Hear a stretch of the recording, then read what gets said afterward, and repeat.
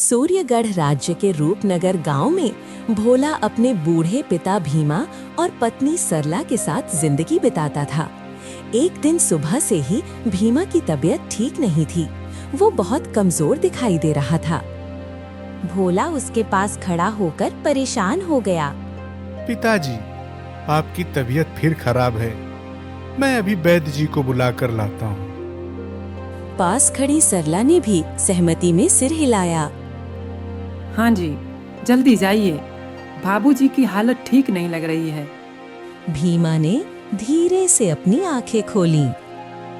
जा बेटा, शायद आज ज्यादा कमजोरी लग रही है। शायद मैं अब नहीं बचूंगा। जा वैद्य जी को बुला कर ला। भोला तुरंत घर से बाहर निकला और तेज कदमों से वैद्य जी के घर की ओर गया। कुछ देर बाद वो वैद्य जी को साथ लेकर लौट आया। वैद्य जी घर में दाखिल होते ही बोले, कहाँ है भीमा? चलो देखते हैं क्या परेशानी हो गई है। वैद्य जी ने भीमा की नाड़ी पर हाथ रखा, उनकी सांसों को ध्यान से सुना और फिर धीरे धीरे सिर झुका लिया। कमरे में गहरा सन्नाटा छा गया। भोला, हिम्मत रखो। भीमा अब इस संसार में नहीं रहे। उनके प्राण निकल चुके हैं। ये सुनते ही भोला के होश उड़ गए। वो लड़खड़ाते हुए भीमा के पास गया और उनके सीने पर सिर रखकर जोर जोर से रो पड़ा। पिताजी, आप हमें छोड़कर क्यों चले गए पिताजी? सरला ने आंसू पोंछते हुए उसे संभालने की कोशिश की। भोला, अपने हक को काबू में रखो। बाबूजी भी नहीं चाहते होंगे कि तुम इस तरह टूट जाओ। भोला ने भर्राई आवाज में कहा, सरला, पिता के बिना ये घर सूना हो गया। ऐसा लग रहा है जैसे सब कुछ छिन गया हो। सरला। कुछ देर तक रोने के बाद भोला ने खुद को संभाला। वो धीरे से पिता के चेहरे पर सफेद कपड़ा ढकता है, उनके चरणों को स्पर्श कर प्रणाम करता है। गांव के लोग भी इकट्ठा हो जाते हैं। भारी मन से, आंसुओं से भरी आंखों के साथ भोला अपने पिता का अंतिम संस्कार करता है।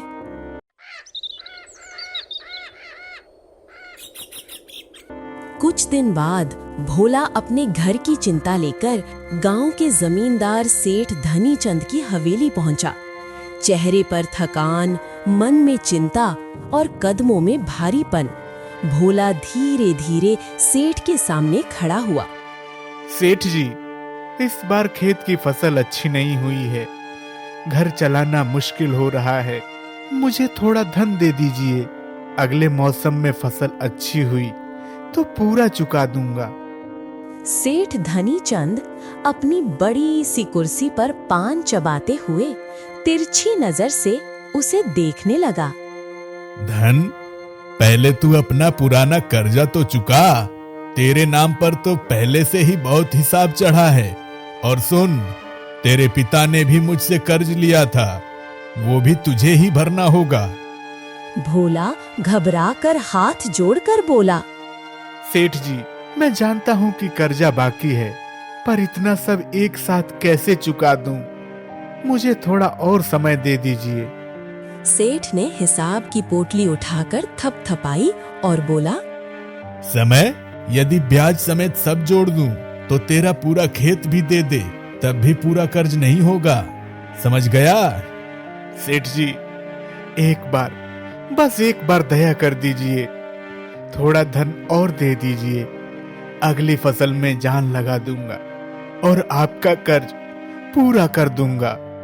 सेठ ने गहरी सांस ली, कुछ पल हिसाब की गड़ी हुई पृष्ठों को देखा, फिर उठकर बोला, ठीक है, सोचा जाएगा, लेकिन याद रखना, हम सेठ लोग दया पर नहीं, हिसाब पर चलते हैं, हिसाब पर।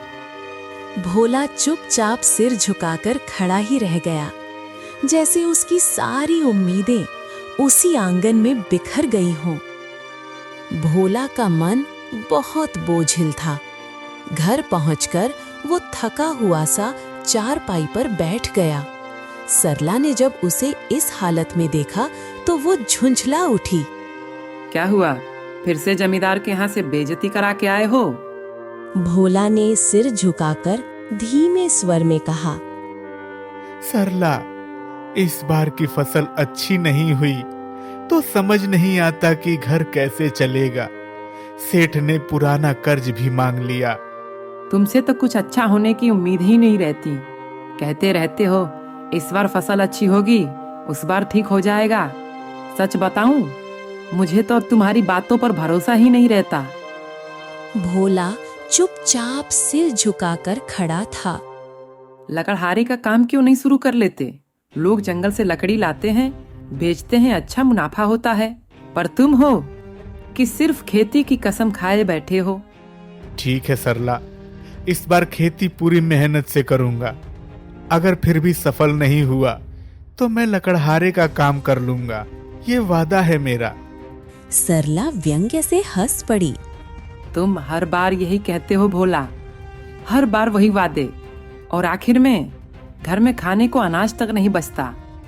वो रोते हुए आगे बोली, आज हमारे घर में चूल्हा नहीं जला, और इसका कारण कोई और नहीं, तुम हो भोला, तुम। सरला का चेहरा गुस्से से लाल हो गया। मैं तो रोज पछताती हूँ कि मैंने तुमसे विवाह क्यों कर लिया। बाकी सब किसानी करते हैं, धन कमाते हैं, और तुमसे तो एक समय की रोटी भी पूरी नहीं होती। भोला चुप रहा। उसकी आंखें भर आईं। ऊपर से जाते हो और सेठ से कर्ज लेकर आते हो।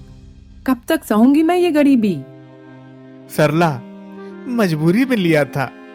खेत ने इस बार भी साथ नहीं दिया। सिर्फ तुम्हारी किस्मत ही फूटी है भोला। न धन, न सुख, न उन्नति, और मेरा भविष्य, वो तो बिल्कुल अंधेरे में डूबता जा रहा है। सरला की हर बात भोला के दिल में चोट कर रही थी। घर में गहरा सन्नाटा फैल गया।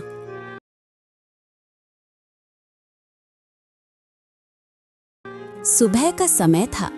भोला घर से बाहर निकला ही था कि रास्ते में उसका पुराना साथी घुरहू मिल गया।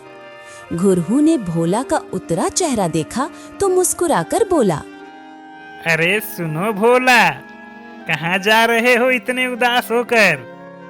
भोला ने कमजोर आवाज में कहा, कहीं नहीं घुरहू, बस थोड़ा बाहर निकला हूँ हवा लेने। सुना है आज फिर तुम्हारी पत्नी तुमसे झगड़ा कर रही थी। अरे वो तो रोज का काम है भाई, मैं सह लेता हूँ, क्या करूँ। इतना सुनते ही घुरहू ठहाका मारकर हंस पड़ा। भोला, तुमसे तो तुम्हारी किस्मत भी नाराज है भाई। अगर हम होते ना तो ऐसे हाल में तो कहीं दूर जाकर मर ही जाते। भोला को उसकी हंसी चुभ गई। उसने थोड़ा गुस्से में कहा, गुरु, तुम मेरे ऊपर हंस रहे हो? अरे भाई, तेरे ऊपर आंसू बहाऊं क्या? हाल तो तेरे ऐसे हो गए हैं कि इंसान रोए या हंसे समझ नहीं आता। भोला चुप रहा। घुरहू ने फिर गंभीर होकर कहा, अरे तेरी पत्नी तो तुझे छोड़कर जाने की बात कह रही थी, पहले उसे जाकर समझा। अरे जा, हाँ नहीं तो। घुरहू उंगली उठाकर बोला, जा जा, पहले घर जा। इतना कहकर घुरहू वहां से हंसता हुआ चला गया। भोला अपने खेत पर पहुंचा तो उसका पड़ोसी नरेश खड़ा मिला। नरेश ने भोला को देखते ही ताना मारते हुए आवाज लगाई, आइए भोला किसान जी, आइए। जब आपसे खेती होती नहीं है तो आप करते ही क्यों हैं? भोला चुप रहा, बस सिर नीचे किए खड़ा रहा। नरेश ने उसके पास आकर और भी चुभने वाले शब्द कहे, अब तो सुना है तुम्हारी पत्नी भी तुम्हें छोड़कर जाने की धमकी दे रही है। भाई क्या कर सकते हैं, ऐसे नकारे पति को तो कोई भी छोड़कर भाग जाए। भोला के कानों तक हर शब्द तीर की तरह चुभ रहा था, पर उसने एक भी शब्द जवाब में नहीं कहा। उसने बस नरेश की ओर देखा भी नहीं, बिना कुछ बोले मिट्टी में हाथ डालकर काम करने लगा। भोला के दिल में बहुत चोट लगी थी।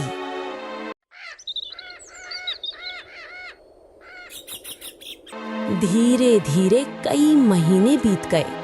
भोला रोज सुबह से शाम तक अपने खेत में जान लगा देता था। कड़ी मेहनत का असर आखिर दिखा। खेत में हरी भरी लहलहाती फसल खड़ी थी। भोला के चेहरे पर महीनों बाद मुस्कान आई। हा, मेरे खेत में इस बार की फसल बहुत अच्छी हुई है। इस बार की कमाई से मैं अपना सारा कर्ज चुका दूंगा। भगवान ने आखिर मेरी सुन ली।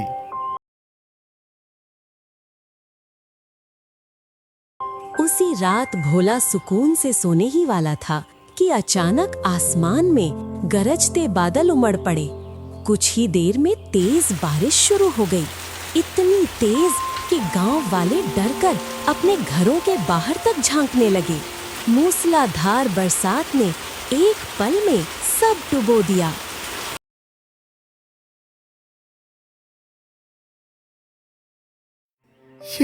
ये क्या हो गया भगवान? मेरी सारी फसल बर्बाद हो गई। भोला घुटनों के बल गिर गया। मिट्टी उसके कपड़ों से चिपक गई। अब मैं क्या मुंह दिखाऊंगा जमींदार को? अब कैसे भरूंगा कर्ज? अब तो मेरा खेत भी नहीं बचेगा। उसका दिल, उसकी मेहनत, उसकी उम्मीद सब उसी बारिश में बह गए। आंखों में आंसू लिए वो सीधा जमींदार सेठ धनी चंद की हवेली पर पहुंचा। हवेली पहुंचते ही सेठ ने उसे आते देखा और तुरंत बोल उठा, अरे भोला, लाओ भोला लाओ, मेरे सारे कर्ज वापस कर दो। तुम्हारा ही इंतजार कर रहा था मैं। भोला की आवाज कांप रही थी। मालिक। अरे ये मालिक मालिक क्यों रट रखा है? सीधी बात कर। भोला की आंखों से आंसू बहने लगे। मालिक, मेरी पूरी फसल तेज बारिश में बर्बाद हो गई। अब मैं क्या करूं? मेरे पास देने को कुछ नहीं बचा। अगर कुछ नहीं बचा तो अपने सारे खेत मेरे नाम कर दे। भोला जैसे पत्थर का हो गया। पर मालिक, अगर खेत भी चला गया तो मैं क्या खाऊंगा? घर कैसे चलाऊंगा? वो तो तुझे कर्ज लेने से पहले सोचना चाहिए था। अब भुगत और ज्यादा बोल मत। भोला सिर झुकाकर खड़ा रहा। सेठ ने हाथ झटकते हुए कहा, अब चला जा यहाँ से, कागज तैयार करवा ले, फिर आकर खेत मेरे नाम कर देना। भोला धीरे धीरे हवेली से बाहर निकला। उसका दिल जैसे भीतर ही भीतर बिखर गया था। आसमान साफ था, पर उसकी आंखों में अभी भी बारिश ही बारिश थी।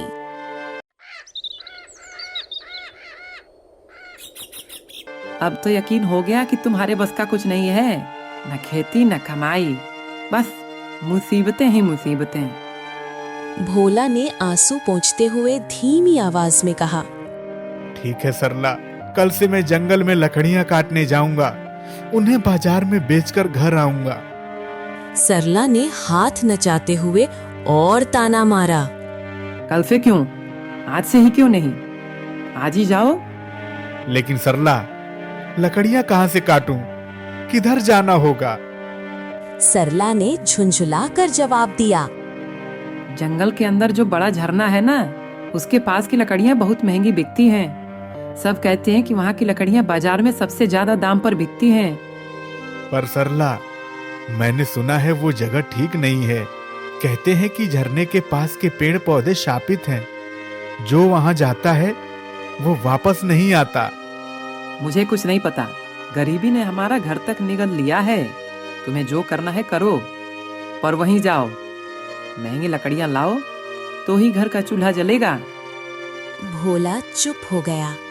दिल में डर था, पर मजबूरी उससे भी बड़ी। उसने कांपती आवाज में कहा, ठीक है सरला, मैं आज ही जाऊंगा। पर सरला, मुझे कुछ हो गया तो? तुम्हें कुछ हो गया तो क्या हुआ? वैसे भी ऐसे जीवन का क्या करना जब अपनी पत्नी को सुख की एक रोटी नसीब ना करा पाए। भोला सरला की बातों से आहत हो गया और अपनी कुल्हाड़ी उठाकर जंगल की ओर चल दिया। काफी समय तक जंगल के भीतर चलते चलते भोला आखिर उस बड़े झरने के पास पहुंच ही गया। झरना दूर से देखने में सुंदर था, लेकिन उसके आसपास का इलाका अजीब सी खामोशी से भरा हुआ था। भोला ने चारों ओर नजर घुमाई, न पक्षियों की आवाज, न किसी जानवर के कदमों का निशान। यहाँ तो देख करके ऐसा लगता है जैसे यहाँ कोई जानवर भी नहीं आता होगा। कैसी डरावनी शांति है। लेकिन मजबूरी उसे रुकने नहीं दे रही थी। वो कुल्हाड़ी उठाता है और पास के एक मोटे लकड़ी पर वार करना शुरू करता है। पेड़ पर कुल्हाड़ी की आवाज जंगल की खामोशी को चीर देती है। उसी समय भोला की नजर थोड़ी दूरी पर किसी चीज पर पड़ी। वो चौंक कर बोला, अरे ये क्या है? ये तो कोई मटका लग रहा है। यहाँ मटका कौन रख कर गया? वो लकड़ी काटना छोड़कर धीरे धीरे मटके के पास गया। सावधानी से उसे उठाया। चलो देखूं इसके अंदर क्या है। उसने मटके को उल्टा किया और हल्का सा झटका दिया, और अचानक मटके से चमचमाती स्वर्ण मुद्राएं गिरने लगी। भोला की आंखें आश्चर्य से फैल गईं।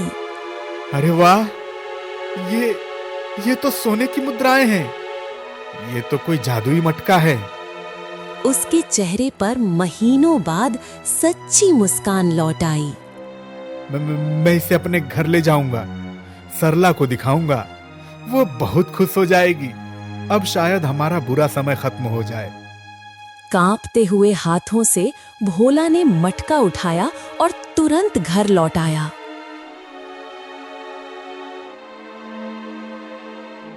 भोला घर पहुंचा। दरवाजा खोलते ही वो उत्साह में चिल्लाया, सरला, देखो देखो देखो, मैं क्या लाया हूं। देखो, मुझे बड़ी अजीब चीज मिली है। एक जादुई मटका। जब मैंने इसे उल्टा किया तो इसमें से स्वर्ण मुद्राएं निकली। सरला पहले तो हैरान हुई, फिर उसकी आंखों में चमक आ गई। क्या सच में भोला?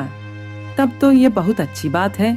हम इन मुद्राओं से अपने लिए एक अच्छा सा घर बना लेंगे और अब खाने की कोई तकलीफ नहीं होगी। भोला ने मटका उठाकर दिखाया। मैंने दोबारा प्रयत्न किया, पर दूसरी बार कुछ नहीं निकला। सरला ने उम्मीद भरे स्वर में कहा, क्या पता कल निकल आए। ठीक है, कल फिर कोशिश करेंगे। ठीक है, कल देखते हैं।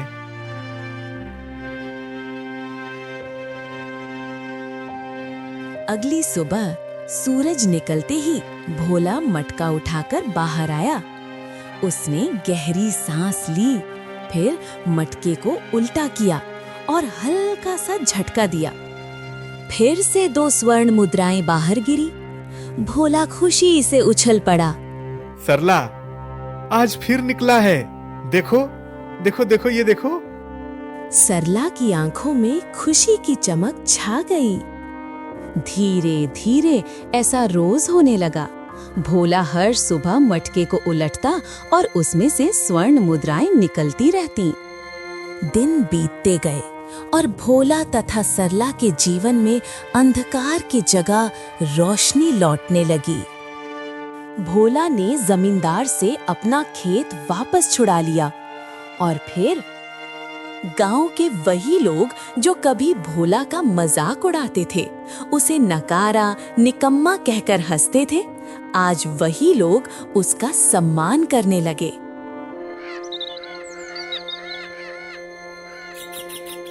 भोला रास्ते में खड़ा था, तभी गांव के मुखिया जी उसकी ओर आते दिखाई दिए।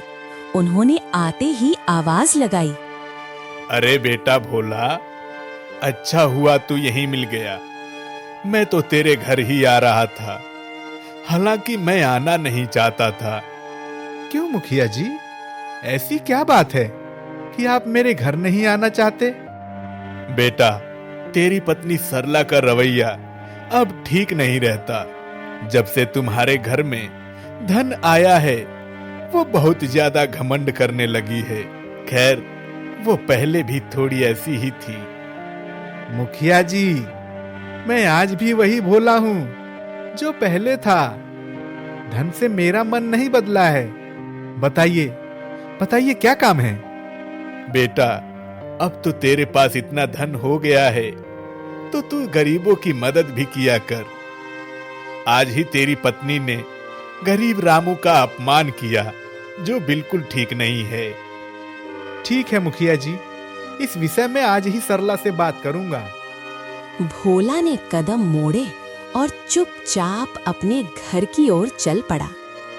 उस शाम भोला घर लौटा तो उसके चेहरे पर चिंता साफ झलक रही थी।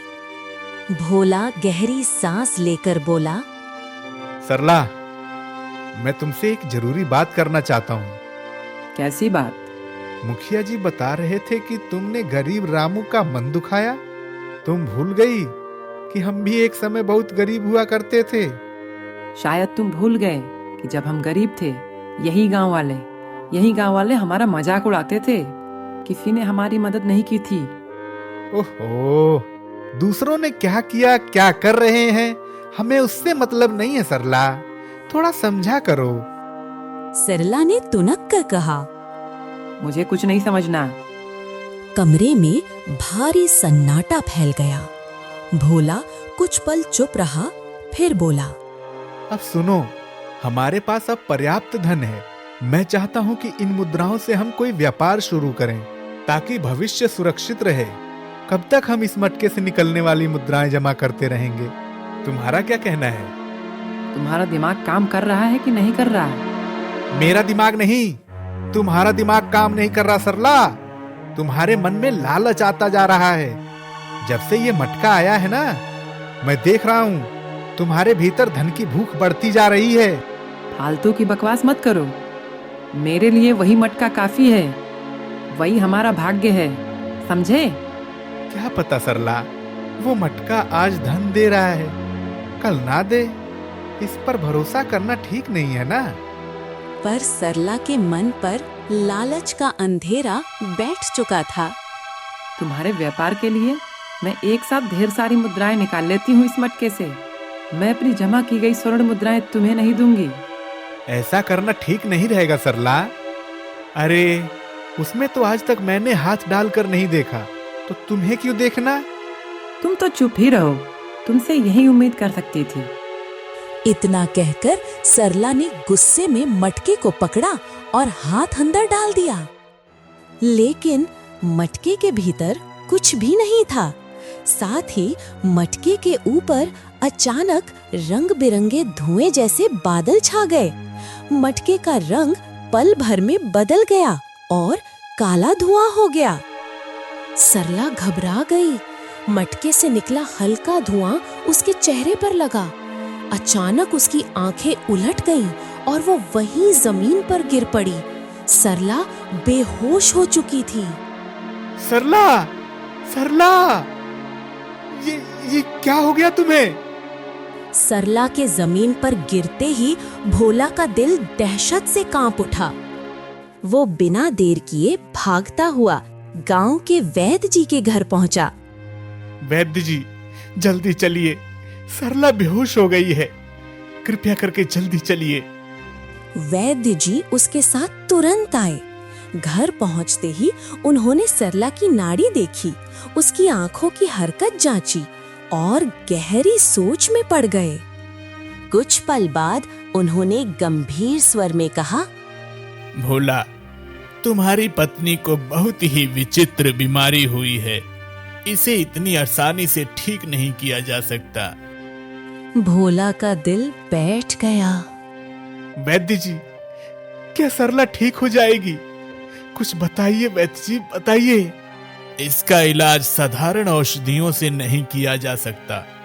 इसके लिए दुर्लभ जड़ी बूटियां चाहिए जो दूर पहाड़ों में मिलती हैं और वे बहुत महंगी होती हैं। इसके लिए बहुत अधिक धन लगेगा भोला। धन कोई बड़ी बात नहीं है वैद्य जी। मेरी पत्नी सरला को ठीक करना सबसे जरूरी है। मैं कुछ भी करूंगा, बस आप सरला को बचा लीजिए। ठीक है बेटा, मैं दवाएं बनाना शुरू करता हूँ, तुम हिम्मत मत हारना।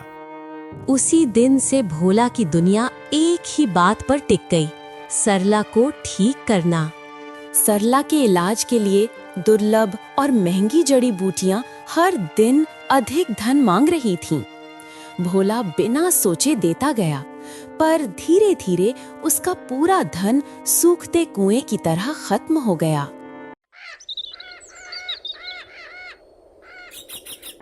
एक दिन भोला वैद्य जी के पास पहुंचा। थका हुआ चेहरा, आंखों में चिंता और हाथ बिल्कुल खाली। मेरे पास जितना भी धन था सब खत्म हो गया।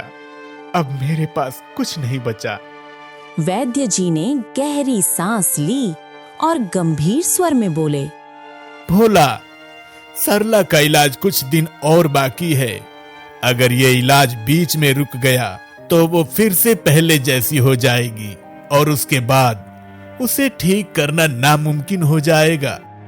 तुझे किसी भी तरह धन जुटाना ही पड़ेगा, वरना तेरी पत्नी को बचाना बहुत मुश्किल हो जाएगा। ये सुनते ही भोला के पैरों से जमीन जैसे खिसक गई। वो निराश होकर वहां से निकल पड़ा। रास्ते में अचानक मुखिया जी मिले। उन्होंने भोला का उतरा चेहरा देखा तो चिंतित हो गए। बेटा भोला, तुम्हारी पत्नी की तबीयत कैसी है? क्या बताऊं, तुम्हारी ये हालत मुझे बिल्कुल अच्छी नहीं लग रही। क्या करूं मुखिया जी, अब तो मुझे उसका इलाज किसी भी हालत में करवाना ही होगा, पर मेरे पास धन नहीं बचा। मुखिया जी ने भारी मन से उसका कंधा दबाया, पर उनकी नजरों में भोला के लिए दया और चिंता दोनों थीं। घर लौटते समय भोला रास्ते में खुद से ही बातें करने लगा। अब लगता है मुझे अपना खेत और घर ही बेचना पड़ेगा। सरला की जान बचाने के लिए जो भी करना पड़े मैं करूंगा। भोला ने अपना खेत जमींदार सेठ धनी चंद को बेच दिया। अब वो एक छोटी सी झोंपड़ी में सरला के साथ रहने लगा, पर उसके मन में कोई शिकायत नहीं थी। उसके लिए सबसे बड़ा धन सरला की जिंदगी थी। अंततः भोला के लगातार प्रयास, वैद्य जी का इलाज और सरला की जिंदा दिली मिलकर रंग लाए। कुछ दिनों के और उपचार के बाद सरला पूरी तरह ठीक हो गई। अगली सुबह सरला के ठीक होने की खुशी में वो कुल्हाड़ी उठाकर जंगल की ओर चल पड़ा। रास्ता शांत था। तभी रास्ते के मोड़ पर वही नरेश खड़ा मिल गया। अरे भोला, कहाँ जा रहा है? लकड़ियाँ काटने? अरे वाह, तू तो धनवान बन गया था ना, फिर से गरीब बन गया क्या? ऊपर वाला भी बड़ा गजब करता है रे। छप्पड़ फाड़ के दिया, लेकिन बारिश में छप्पर सिलना ही भूल गया और पूरा पानी तेरे घर में ही आ गिरा फिर से तेरी हालत पहले जैसी हो गई है, एकदम दयनीय है भोला के दिल में नरेश के हर शब्द तीर की तरह लग रहे थे, लेकिन उसने कुछ भी नहीं कहा। सिर झुकाए चुपचाप आगे बढ़ गया। नरेश पीछे से हंसता ही रहा। भोला जंगल पहुंचा। दिल दुखी था, पर हाथों में हिम्मत बाकी थी। वो कुछ लकड़ियां काटने लगा।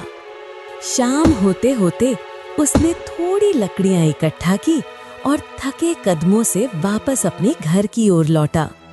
जंगल से लौटा भोला थका हुआ भी था और टूटा हुआ भी। घर में प्रवेश करते ही सरला ने उसके चेहरे का दर्द पढ़ लिया। भोला, क्या हुआ? तुम इतने उदास क्यों हो? भोला ने सारी बात एक एक करके सरला को बता दी। नरेश की हंसी, गांव वालों के ताने और फिर वही गरीबी का घाव जो एक बार फिर उसके सामने आ खड़ा हुआ था। इतना सुनते ही सरला की आंखों से आंसू बह निकले। जो भी कुछ हो रहा है, सबका कारण मैं हूँ भोला।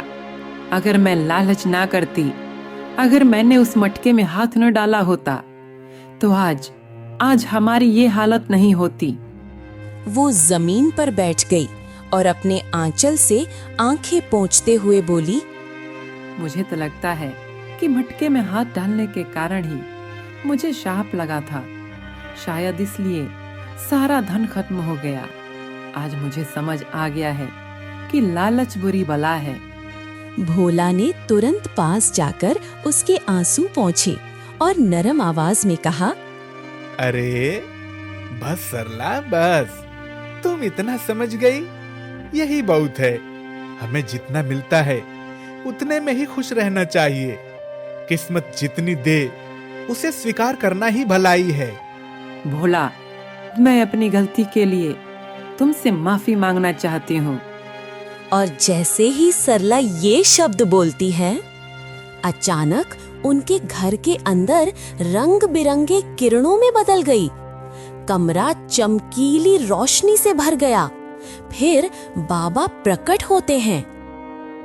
सरला, तुम्हें अपनी गलती का एहसास हो गया, यही बड़ी बात है। यही सच्ची पश्चाताप की पहचान है। बाबा ने हाथ में पकड़े मटके को उठाया और आगे कहते गए, ये मटका कोई साधारण मटका नहीं था। ये एक जादुई मटका था। जो भी व्यक्ति निस्वार्थ भाव से, सच्चे दिल से इस मटके को झटकता तो उसमें से स्वर्ण मुद्राएं निकलती। लेकिन तुमने लालच में आकर इस मटके के अंदर हाथ डाल दिया। इसी से यह मटका अपवित्र हो गया और उसका श्राप तुम्हें लग गया। बाबा, मैं समझ गई हूँ। लालच ने ही मेरी बुद्धि पर पर्दा डाल दिया था। मैं अपनी गलती स्वीकार करती हूँ। बाबा ने मुस्कुराकर सरला के सिर पर हाथ रखा। अब जबकि तुमने अपनी गलती का एहसास कर लिया है, तो ये श्राप भी समाप्त हो गया और इसके फलस्वरूप बाबा ने अपनी झोली से अचानक चमकदार पोटली निकाली। मैं तुम्हें उतना पर्याप्त धन दे रहा हूं जिससे तुम अपना व्यापार शुरू कर सको और तुम्हारी स्थिति फिर से पहली जैसी हो जाएगी। कुछ ही क्षण बाद बाबा का शरीर फिर से रंग बिरंगी किरणों में ढलने लगा। एक पल में बाबा और जादुई मटका दोनों ही उस चमकदार रोशनी के साथ गायब हो गए। बाबा के गायब हो जाने के बाद भोला और सरला देर तक स्तब्ध खड़े रहे। उनकी हथेली में चमकती हुई पोटली।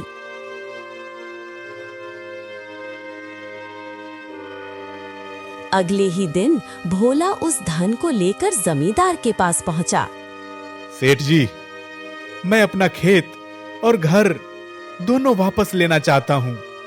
ठीक है भोला, धन दे दो और कागजी काम भी कर देता हूँ।